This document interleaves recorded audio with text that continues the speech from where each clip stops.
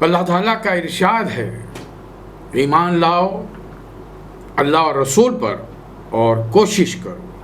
یہ آپ سے مجھ سے، ورنہ میں اس سے پہلے میں نے عرض کیا تھا کہ صحابہ اکرام سے اللہ تعالیٰ کا خطاب ہے قتال کرو. جہاد کی بات مدینہ میں نہیں کی گئی، لیکن آنے والے دور کے مسلمانوں کے لیے کہ اے لوگوں جو ایمان لائے ہو، نبی کی بات اگر پوری طریقے سے تم تک نہیں پہنچی، صحابہ اکرام نے پوری نہیں پہنچائی، یا ان سے تمہارے حاصل کرنے میں تم سے کوتاہیاں ہوتی رہی، تو اس کے نتیجے میں ابھی بھی تمہیں موقع ہے. میں تمہیں ایک اور اپارچونٹی دے رہا ہوں کہ چاہو تو دوزخ کی آگ سے بچو. اس کے لیے شرط یہ ہے کہ اللہ رسول پر ایمان لاؤ اور اس کے راستے میں کوشش کرو اپنے مالوں کے ساتھ، اپنی جانوں کے ساتھ. ذالکم خیر لکم ان کنتم تعلمون، یہ تمہارے لیے بہتر اگر تم جانو. تو اس کے نتیجے میں تمہارے تمام گناہوں سے درگزر کروں گا، جنت میں داخل کروں گا جس کے نیچے نہریں بہتی ہیں، بڑے شاندار مکانات ہیں. ذالک الفوز العظیم. یہ آیتیں اس قسم کی جب آئیں، ہم کو چاہیے کہ ہم کہیں کہ اللہ تعالیٰ یا اللہم آتنا فوز العظیم، اے اللہ ہم کو عظیم کامیابی عطا. اور پھر اللہ تعالیٰ فرما رہا ہے مسلمانوں کو عموماً یہ شکایت رہتی ہے کہ ساری چیزیں مسلمانوں سے جنت کی جا رہی وعدے، اور دنیا میں کچھ نہیں. اسی لیے تو علامہ اقبال نے شکوہ میں کہا تھا یہ عجب بات ہے کافر کو مل حور و خسور اور بیچارے مسلمان سے فقط وعدہ حور. تو اللہ فرما رہا کہ نہیں، اخری تحبونہا نصر من اللہ و فتح قریب و بشیر المؤمنین. وہ دوسری چیز جو تم دنیا میں قریب ہے، اپنی نظروں سے دیکھنا چاہتے ہو، زندگی میں حاصل کرنا چاہتے ہو، وہ بھی فتح بھی قریب ہے. وہ کامیابی دنیا پر حکمرانی کی وہ بھی قریب ہے، تمام نعمتیں ملے گی، لیکن شرط یہ ہے کہ تم مومن ہو. وہ بشیر المومنین. ایمان وہ نہیں جو آج کے مسلمانوں کا ہم جیسوں کا ہے، نہیں. ایمان وہ دیکھیے ایک چیز کی وضاحت قرآن سے کرتا ہے. ایک آیت کو لے کر کبھی بھی قرآنی اصول مرتب نہیں کیے جا سکتے. ایمان کیسا چاہیے؟ سورہ بقرہ آیت نمبر 137 فَإِنْ آمَنُوا بِمِثْلِ مَا آمَنْتُمْ بِهِ فَقَدِ اهْتَدَوْا. اگر اے نبی صلی اللہ علیہ وسلم آپ کے بعد آنے والے اب ایسے ہی ایمان لائیں جیسے آپ اور آپ کے ساتھی ایمان لائیں، فقط یہ ہدایت پائیں گے. آخری آیت اس میں اللہ تعالیٰ نے تو یہ تو فرمایا اے لوگوں جو ایمان لائے ہو، یہ صحابہ اکرام سے خطاب ہے، کونوا انصار اللہ کے مددگار بنو.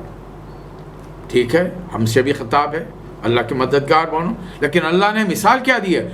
کما قال عیسیٰ ابن مریم للحواریین من انصاری اللہ. جیسا کہ عیسیٰ علیہ السلام نے اپنے حواریوں سے پوچھا تھا، حواری خود سے ایمان نہیں لائے. قرآن مجید گواہ ہے کہ اللہ تعالیٰ نے خود فرمایا ہم نے کچھ لوگوں کے دلوں میں بات ڈالی کہ میرے آمنو بی وہ بھی رسولی، میں مجھ پر اور میرے رسول پر ایمان لاؤ. تب کہیں جا کر 11 مچھیروں نے حضرت عیسیٰ علیہ السلام پر وہ ایمان لائے.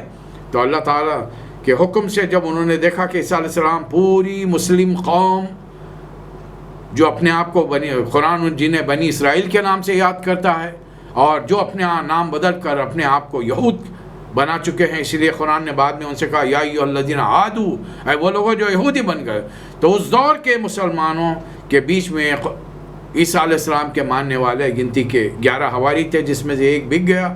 تو اپنی جان کو خطرے میں دیکھ کر حضرت عیسیٰ علیہ السلام نے سوال کیا من انصاری اللہ، اللہ کے راستے میں میرا کون مددگار ہے؟ میری جان بچانے کے لیے نہیں، اللہ کے دین کو پھیلانے کے.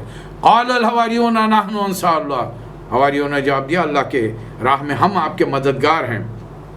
اور بنی اسرائیل میں فآمنت طائفۃ من بنی اسرائیل وکفرت طائفہ، ایک بڑے گروہ نے عیسیٰ علیہ السلام کا انکار کیا اور ایک چھوٹے سے گروہ نے ان پر ایمان لایا. تو اللہ تعالیٰ فرما رہا ہے فَأَيَّدْنَا الَّذِينَ آمَنُوا عَلَىٰ عُدُوِّهِمْ فَأَصْبَحُوا ظَاهِرِينَ. ہم نے اس گروہ کو جو عیسیٰ علیہ السلام پر ایمان لایا تھا فضیلت دی، ان کی مدد کی، اور وہ اپنے دشمنوں پر وہ غالب ہو کر رہے. یہاں پر میں ایک جسارت کرتے ہوئے ایک بات عرض کرتا ہوں کہ یہ مثال صحابہ اکرام کے لیے تو تھی، ہمارے لیے نہیں. ہمارے لیے کیا ہے؟ وہاں سورۃ الفتح کی آخری آیت محمد الرسول اللہ والذین معہ اشداء علی الکفار رحماء بینہم. نبی کریم صلی اللہ علیہ وسلم جو اللہ کے رسول ہیں اور ان کے ساتھی جو آپس میں تو شفیق ہیں لیکن اللہ کے دین کا انکار کرنے والوں پہ بڑے شدید ہیں. تو یہ ہمارے لیے مثال آج نبی کریم صلی اللہ علیہ وسلم اور آپ کے صحابہ کرام ہیں. اسی لیے تو رسول اللہ صلی اللہ علیہ وسلم کی حدیث میں اکثر دہراتا رہتا ہوں, الصحابہ کالنجوم, میرے صحابہ تاروں کی مانند ہیں. اقتدیتو اہتدیتو, جو بھی جس کسی کی پیروی کرے گا دین کے معاملات میں وہ ہدایت پائے گا. اب رہی بات دنیا داری میں ان کے کچھ مسئلے مسائل کی جو تاریخ میں ہمارے سامنے لکھے ہوئے آئے ہیں, دنیا میں ہمارے نزدیک صحابہ کرام معصومین الخطا نہیں, ہمارے اہل سنت الجماعت کے نزدیک صرف انبیاء, نبی, رسول معصومین الخطا ہوتے ہیں. ان سے مختلف باتیں ہو سکتی ہیں, ہم ان کے معاملے کو صرف تاریخی تذکرے کے طور پر پڑھیں گے, سمجھیں گے, یاد رکھیں گے اور ان چیزوں سے احتیاط کریں گے جو غلطیاں ہم سے آئندہ نہیں ہونی چاہیے, جس کو سبق کے طور پہ ہمیں سیکھنا ہے. اب ان کے معاملے کو اللہ پر چھوڑنا پڑے گا کہ اللہ تعالیٰ ان کے نیتوں کی بنیاد پر کیا قیامت میں فیصلہ کرے گا. ہم بھی دیکھیں گے, غیر بھی دیکھیں گے, ہم بھی دیکھیں گے, اس میں کوئی دو رائے نہیں ہے. میری ادباً گزارش ہے تمام سامعین اکرام سے, بڑا پیارا سورہ ہے, 14 آیتوں میں اللہ تعالیٰ نے کیا کیا باتیں, کیا کیا مسائل, کیا کیا موضوعات رکھے ہیں. ایک تو یہ کہ شروعات سے لے کر دیگر نبیوں کے اور ان کے امتیوں کے واقعات سے لے کر آنے والے دور کے مسلمانوں صحابہ اکرام کو بھی حکم دیا گیا, ہم کو بھی حکم دیا کہ اللہ کے راستے میں سیسا پلائی ہوئی دیوار کی طرح مضبوط جم کر رہو, آپس میں تفرقہ مت کرو ورنہ تمہاری ہوا اکھڑ جائے گی اور دشمن تمہیں چھاپ لے گا. تو یہ چند باتیں تھیں جو میں نے آپ کے سامنے سورہ صف کی پیش کی. اللہ تعالیٰ مجھے اور آپ کو توفیق عطا فرمائے کہ ہم بھی ان آیتوں کو ترجمے کے ساتھ پڑھیں, سمجھیں, اپنے آل اولاد, بال بچوں, عزیز اقارب کو سمجھائیں اور اس پر حتی المقدور عمل کرنے کی کوشش کریں.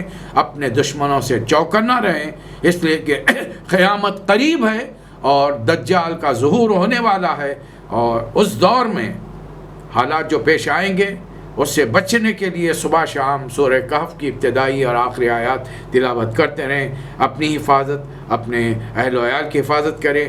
وآخر الدعوانا ان الحمد للہ رب العالمین.